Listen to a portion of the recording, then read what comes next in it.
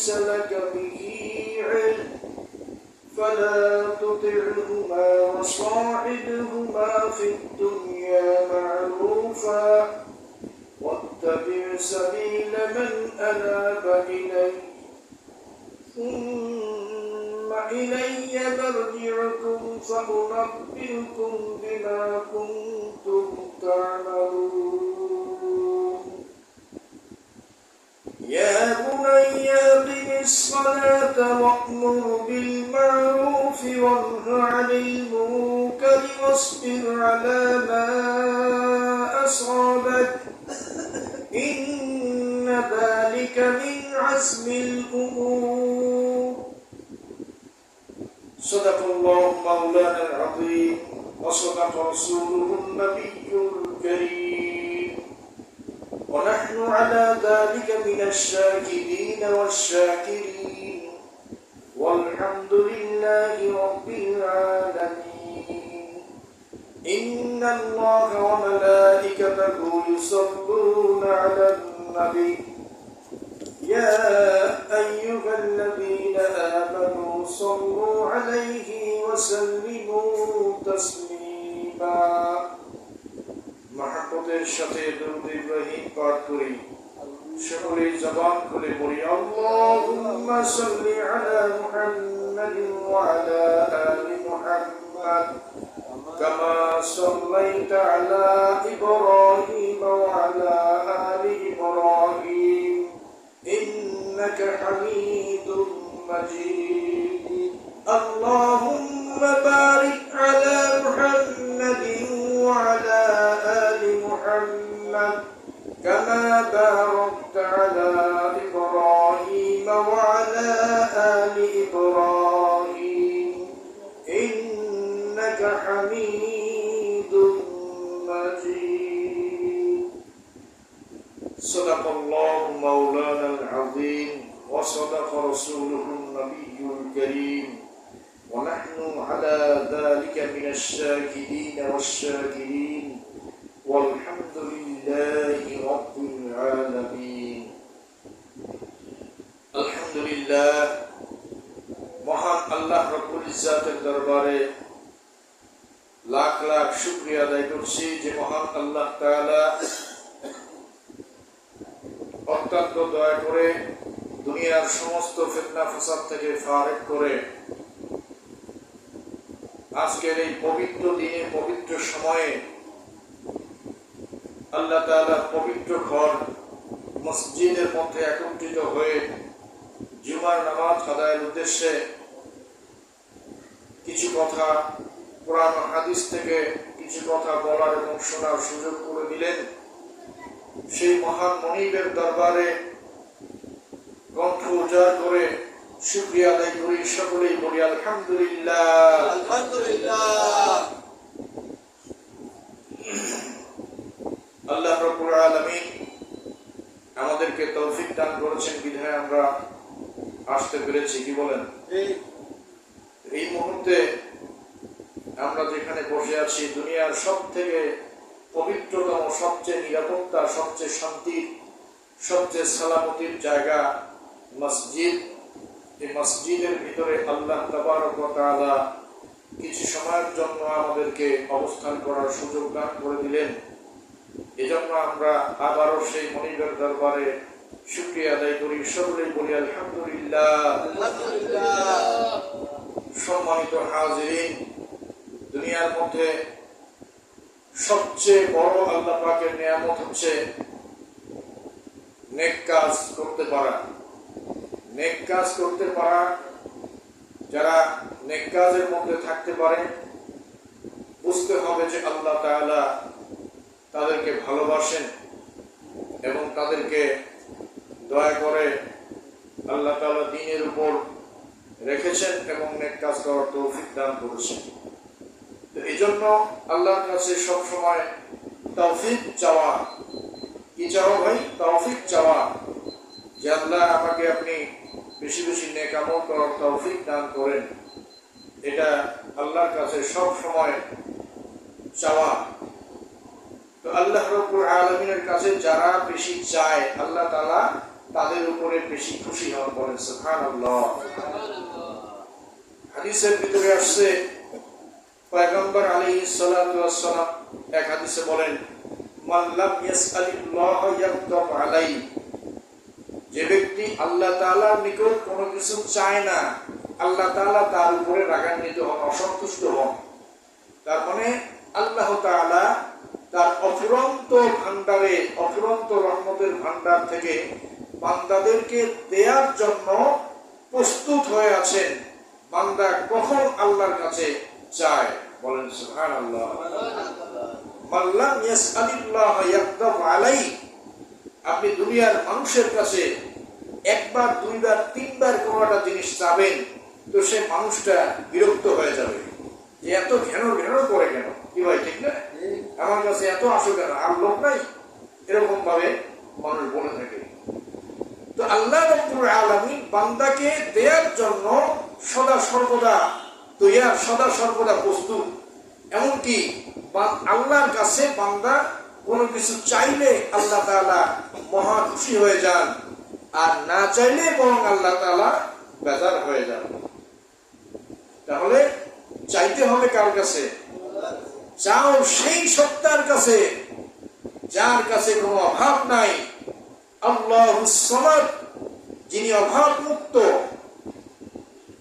যার কাছে কোনো কিছুর অভাব নেই, যিনি অভাব মুক্ত, যার কোনো শরীক নেই, সেই আল্লাহর কাছে আমাদেরকে চাইতে হবে। কিন্তু সে চাওয়ারও নিয়ম আছে, পদ্ধতি আছে। আল্লাহ তাআলা প্রত্যেক রাত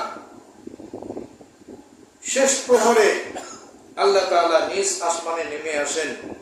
নেমে এসে বান্দাদের প্রয়োজন উল্লেখ করে করে বান্দাদেরকে ডাকতে থাকেন, বান্দা তোর কি প্রয়োজন, তুই উঠে 2 রাকাত নামাজ পড়, 2 রাকাত নামাজ পড়ে আমার দরবারে হাত পা, আমি আল্লাহ তোর হাতকে খালি হাতে ফেরত দেব না। বলেন সুবহানাল্লাহ। আমার আল্লাহ কত বড় দাতা, কত বড় দয়ালু। আর আমরা সে সময় গভীর ঘুমে আচ্ছন্ন থাকি, কি ভাই ঠিক না?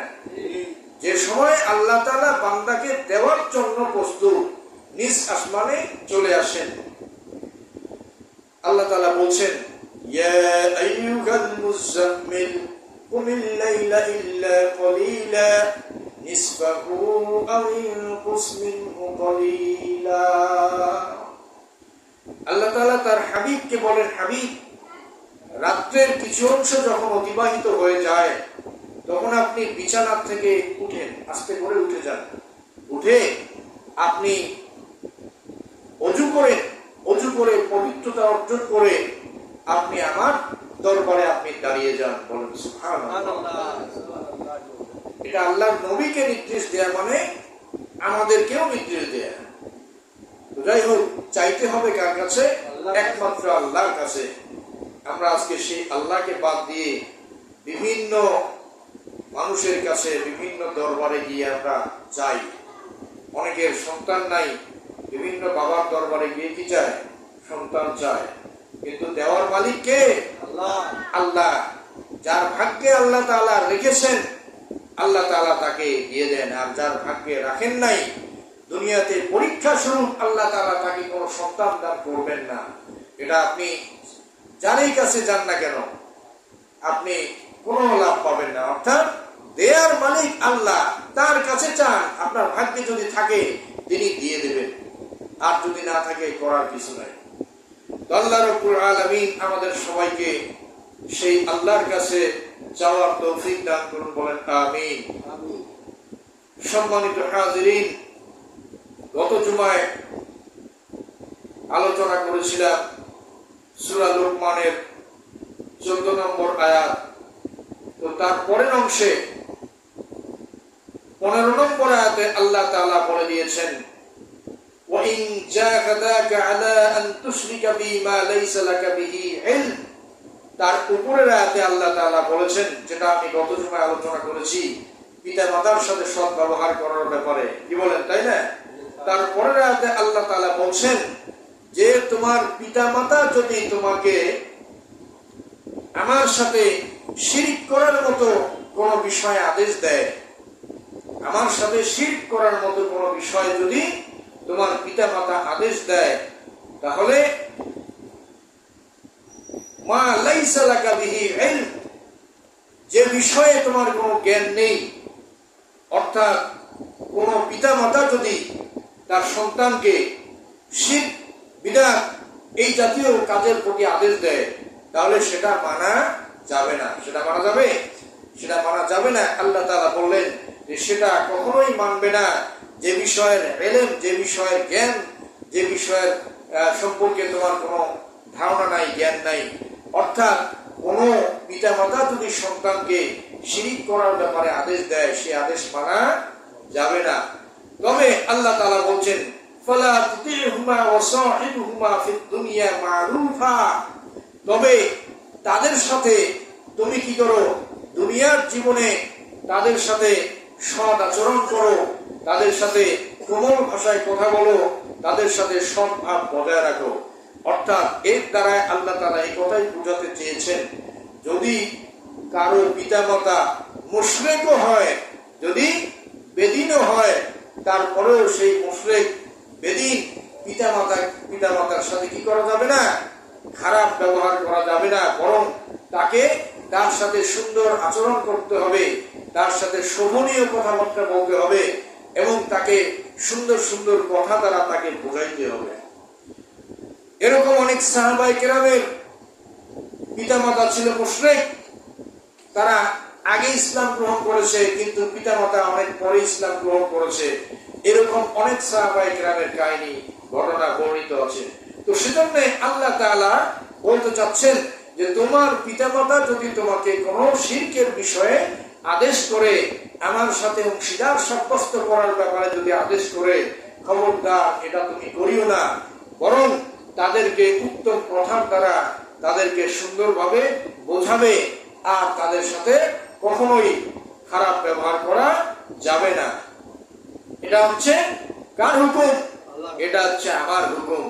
সুতরাং দুনিয়ার জীবনে আমরা যারা আছি, আমরা যেহেতু পিতা মাতার মাধ্যমে, বাবা মার মাধ্যমে আমরা দুনিয়াতে এসেছি, এজন্য বাবা মা যদি খারাপও হয়, তারপরেও তাদের সাথে কি করতে হবে? সদাচরণ করতে হবে, ভালো ব্যবহার করতে হবে। আপনি চোখ রাঙিয়ে তাদের সাথে কথা বলতে পারবেন না। এটা সূরা লুকমানের 13 নম্বর আয়াতে আল্লাহ রাব্বুল আলামিন এই কথাটা জানায় দিলেন। এবার আসেন, লুকমান তার সন্তানকে আরো উপদেশ দিচ্ছেন। কি উপদেশ?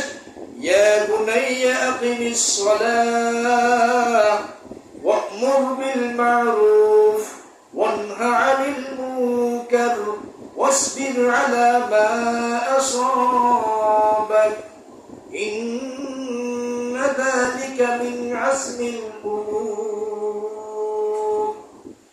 আল্লাহু আকবার। হযরত লুকমান তার সন্তানকে উপদেশ দিচ্ছেন, ইয়া বুনাইয়া আকিমিস সালাহ, হে আমার সন্তান, তুমি নামাজ কায়েম করবে। কি করবে? 1 নম্বর উপদেশ হচ্ছে নামাজ কায়েম করবে। কি কায়েম করতে হবে? ভালো করে গভীর মনোযোগের সাথে শুনবেন। লুকমান তার সন্তানকে উপদেশ দিচ্ছেন, পরামর্শ দিচ্ছে, আদেশ দিচ্ছে, নসিহত করতেছেন। ইয়া বুনাইয়া আকিমিস সালাহ, হে আমার সন্তান, তুমি নামাজ কায়েম করবে। বলেন সুবহানাল্লাহ। তাহলে পিতা পুত্রকে সবচেয়ে উত্তম নসিহত যেটা করবে, সেটা কোরআন যেটা বলতেছে, সেটা হচ্ছে পিতা সন্তানকে সর্বোত্তম যে নসিহত করবে, সর্বোত্তম যে উপদেশ দিবে, সেটা 1 নম্বর হচ্ছে নামাজ কায়েমের ব্যাপারে নসিহত করতে হবে। কি করতে হবে ভাই? নামাজ আদায়ের ব্যাপারে, নামাজ পড়ার ব্যাপারে সন্তানকে কি করতে হবে? নসিহত করতে হবে, উপদেশ দিতে হবে, সন্তানকে বলতে হবে। আজকে আমরা অনেক বাবা মা সন্তান কুপথে চলে যায়, খারাপ পথে চলে যায়, আমরা বিচলিত হয়ে যাই। কিন্তু আমরা ওই সন্তানটাকে কয়দিন বলেছিলাম নামাজের কথা, কয়দিন বলেছিলাম তাকে সৎ কাজের আদেশ দেওয়ার কথা। তো আল্লাহ রাব্বুল আলামিন এখানে বলছেন ইয়া বুনাইয়া আকিমিস সালাহ, হে আমার সন্তান তুমি নামাজ কায়েম করবে। ওয়া'মুর বিল মা'রুফ, সৎ কাজের মধ্যে সৎ কাজের আদেশ দিবে। ওয়ানহা আনিল মুনকার, অসৎ কাজ থেকে বাধা প্রদান করবে, বিরত রাখবে। এক নম্বর আদেশ হচ্ছে লোকমান তার সন্তানকে বললেন ইয়া বুনাইয়া আকিমিস সালাহ, হে আমার সন্তান তোমার প্রথম কাজ হচ্ছে তুমি নামাজ কায়েম করবে। তোমার জীবনে নামাজ যদি তুমি কায়েম করতে পারো, নামাজ যদি আদায় করতে পারো, এটাই হচ্ছে তোমার জীবনের সবচেয়ে বড় সফলতা। সুবহানাল্লাহ, দুনিয়ার সফলতা এবং আখিরাতেরও সফলতা। আজকে দুঃখের সাথে বলতে হচ্ছে যে আজকে আমরা এখন পর্যন্ত আমরা যে নিজেকে ইমানদার দাবি করি, আমরা নিজেকে মুমিন দাবি করি, এখন পর্যন্ত আমি 5 ওয়াক্ত নামাজ আদায় করতে পারি না। আমি কেমন মুমিন, আমি কেমন মুসলমান? এখন পর্যন্ত আমি মিথ্যা ছাড়তে পারি নাই, এখন পর্যন্ত আমি সুদী লেনদেন ছাড়তে পারি নাই, এখন পর্যন্ত আমার বাড়িতে দ্বীনি পরিবেশ কায়েম হয় নাই, এখন পর্যন্ত আমি নিজে ঠিক মতো নামাজ আদায় করি না, আমার সন্তানটা বড় হয়ে যাচ্ছে, সে ঠিক মতো নামাজ আদায় করে না, অথচ আমি আশা করে বসে আছি যে আল্লাহ তাআলা আমাকে তো মাফ করবেনই, আল্লাহ তাআলা তো আমাকে মাফ করবেনই, সুতরাং আর 2 দিন পরে আমি শুরু করি। এই যে শুরু করতে করতে আমাদের জীবনের বেলা কিন্তু শেষ হয়ে যাচ্ছে। অনেকের বয়স 60, 70, 80 বছর হয়ে যাচ্ছে, আজও পর্যন্ত সে 5 ওয়াক্ত নামাজটা জামাতের সাথে আদায় করতে পারে না। কি ভাই পারে? অথচ আমরা মুসলমান, আজকে আমাদের হাতে থাকার কথা ছিল ইসলামী রাজত্ব, কি বলেন? কিন্তু দুঃখ এবং আফসোসের বিষয় হচ্ছে এই যে আমরা দাবি করি মুসলমান, কিন্তু আমাদের কাজের সাথে মুসলমানিত্বের কোনো মিল নাই। আজকে ইহুদি খ্রিস্টানেরা গোটা পৃথিবী আজকে তাদের হাতে, প্রযুক্তি তাদের হাতে, বিজ্ঞান তাদের হাতে, সবকিছু তারা পরিচালনা করতেছে। আর আমরা মুসলমানরা ঘরে বসে আরাম আয়েশার ভোট বিলাসের সাথে ভোট বিলাসে ব্যস্ত আছি, মত্ত হয়ে আছি, আর দাবি করতেছি যে আল্লাহ তো মাফ করবেনই। কি ভাই? তারা গবেষণা করে দেখেছে যেই দিন জুমার নামাজে এবং ফজরের নামাজে একই রকম মুসল্লি হবে, সেই দিন ইসলামী হুকুমত কায়েম হবে। যেই দিন জুমার নামাজে আর ফজরের নামাজে সমান সংখ্যক মুসল্লি হবে, সেই দিন পৃথিবীর মধ্যে ইসলাম কায়েম হবে। এটা তাদের চিন্তাধারা। তাহলে তাদের চিন্তাধারাটা কতটুকু বাস্তবসম্মত চিন্তা করে দেখেছেন? আসলে তো তাই। আজকে ফজরের নামাজে কয়জন মুসল্লি হয়, আর জুমার নামাজে মসজিদ ভরে যায়, মসজিদে জায়গা দেওয়া যায় না। এখানে যদিও না, অন্য মসজিদের কথা বলছি, জুমার নামাজে মসজিদ ভরপুর হয়ে যায়, বাইরেও বারান্দায় লোকজন হয়, কিন্তু ফজরের নামাজে লোক নাই। এইটা যতদিন পর্যন্ত এই নেচার আমাদের পরিবর্তন হবে না, যতদিন পর্যন্ত এই ধারণার থেকে আমরা বের হতে পারবো না যে আল্লাহ তো মাফ করবেনই, ততদিন পর্যন্ত আমাদের অবস্থার পরিবর্তন হবে না, এবং ইহুদি খ্রিস্টান জালিমদের দ্বারা আমরা অত্যাচারিত, নির্যাতিত হতেই থাকবো। কথা বলেন ঠিক না বেটি? এজন্য আমার ভাইরা, লোকমান তার সন্তানকে আদেশ করেন ইয়া বুনাইয়া আকিমিস সালাহ, হে আমার সন্তান তোমার প্রথম কাজ হচ্ছে তুমি নামাজ কায়েম করবে। ওয়া'মুর বিল মা'রুফ, সৎ কাজের আদেশ দিবে। ওয়ানহা আনিল মুনকার, আর অসৎ কাজ থেকে বাধা প্রদান করবে। সৎ কাজের আদেশ দিতে হবে, আর অসৎ কাজে কি করতে হবে ভাই? বাধা প্রদান করতে হবে। এ ব্যাপারে বিশ্বনবী আলাইহিস সালামের একখানা হাদিস বুখারী শরীফের মধ্যে বর্ণিত হয়েছে। আল্লাহর নবী বলেন, মান রাআ মিনকুম মুনকারান ফালইয়ুগাইয়িরহু বিয়াদিহি ফাইন লাম ইস্তাতি ফাবিলিসানিহি ফাইন লাম ইস্তাতি ফাবিকলবিহি ওয়া যালিকা আযআফুল ঈমান। অর্থাৎ পয়গম্বর আলাইহিস সালাতু ওয়াস সালাম বলেন, যখন তোমরা দেখবে কোন অন্যায় কাজ তোমাদের সামনে সংঘটিত হচ্ছে, তোমাদের যদি শক্তি থাকে তাহলে হাত দ্বারা বাধা দিবে, যদি সেই শক্তি না থাকে তাহলে মুখ দ্বারা বাধা দিবে, অর্থাৎ মুখের দ্বারা বলবে। আর যদি সেই শক্তিও না থাকে তাহলে অন্তরে অন্তরে পরিকল্পনা করবে কিভাবে এই অন্যায় কাজটাকে কিভাবে পরিবর্তন ঘটানো যায়, কিভাবে অন্যায় থেকে মানুষকে ফেরানো যায়। অন্তর দ্বারা এটাকে পরিকল্পনা করতে হবে অন্যায় কাজ থেকে বাধা প্রদানের জন্য। আর এটা হচ্ছে তোমাদের ঈমানের সর্বশেষ অবস্থা। তাহলে অন্যায় যদি হয় তাহলে প্রথম কাজ কি হবে? হাত দ্বারা বাধা প্রদান করা। যেমন আপনার এলাকায় একটা মদের আসর বসেছে, এক্সাম্পল স্বরূপ আপনার এলাকায় একটা মদের আসর বসেছে, যদি সামর্থ্য থাকে হাত দ্বারা বাধা দিতে হবে, আর যদি সেই সামর্থ্য না থাকে তাহলে মুখ দ্বারা বাধা দিতে হবে। আর যদি মুখ দ্বারাও যদি আপনি বাধা প্রদান না করেন তাহলে মনে মনে পরিকল্পনা করতে হবে যে এটাকে কিভাবে বন্ধ করা যায়। কিন্তু একটাও যদি আপনি না করেন তাহলে ইমানদার হিসেবে আমরা নিজেদেরকে দাবি করতে পারি না। নবী বলেছেন, ওয়াইল্লাম ওয়াযালিকা যাফুল ঈমান, এই অন্তর দ্বারা এই খারাপ কাজটা পরিবর্তন করে ভালো কাজ প্রতিষ্ঠিত করা, এই চিন্তা ভাবনা অন্তর দ্বারা করা, এটা হচ্ছে ঈমানের সর্বশেষ স্তর। এর নিচে আর কোনো ঈমানের স্তর নাই। তাহলে লোকমান আলাইহিস সালাম কি বললেন? ইয়া বুনাইয়া আকিমিস সালাত ওয়া'মুর বিল মা'রুফ ওয়ানহা আনিল মুনকার ওয়াসবির আলা মা আসাবাক। আর যখন তোমার উপরে কোনো বিপদ আসবে, যখন কোনো মুসিবত আসবে, তখন সেই অবস্থার মধ্যে ধৈর্য ধারণ করা। সুবহানাল্লাহ। তো এই কাজগুলো করতে গিয়ে, সৎ কাজের আদেশ দিতে গিয়ে, অসৎ কাজে নিষেধ করতে গিয়ে যখন কোনো বিপদ আসবে তোমার উপরে, তখন কি করা? বিপদের মধ্যে ধৈর্য ধারণ করা, বিপদে আল্লাহর উপর নির্ভর করে, আল্লাহ তাআলার উপরে ভরসা করে কি করা? সবরে জামিল ইখতিয়ার করা। আর ইন্না যালিকা মিন আজমিল উমুর, এই কাজটাই হচ্ছে আল্লাহ তাআলার দৃষ্টিতে সবচেয়ে কঠিন কাজ। বলেন সুবহানাল্লাহ। তাহলে লোকমান সর্বপ্রথম তার সন্তানকে কি উপদেশ দিয়েছিলেন? সর্বপ্রথম তার সন্তানকে উপদেশ দিয়েছিলেন, ইয়া বুনাইয়া লা তুশরিক বিল্লাহ ইন্নাশ শিরকা লাযুলমুন আযীম। মনে আছে?